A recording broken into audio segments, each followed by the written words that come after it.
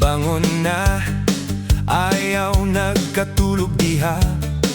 Ang adlaw misidlak, panahon na sa paglipay na.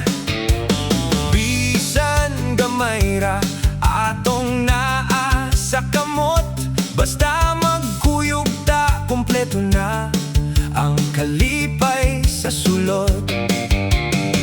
Sa trabaho kapoy, pero padayon sa paningkamot.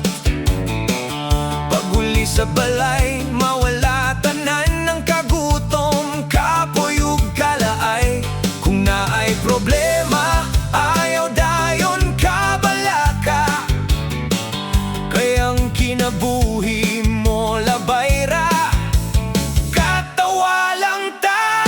Kalipay ra gyud ato ning ampingan, ang gugma sa pamilya, dili gyud biyaan. Bisan unsa pa ang atong agian, basta magtinabangay, tanan nato malabyan.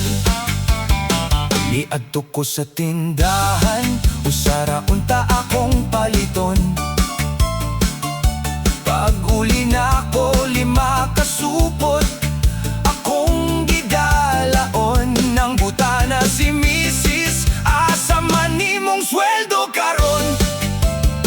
Mitubag ko lo, ayaw kasuko, na invest na ko sa kalipay karon.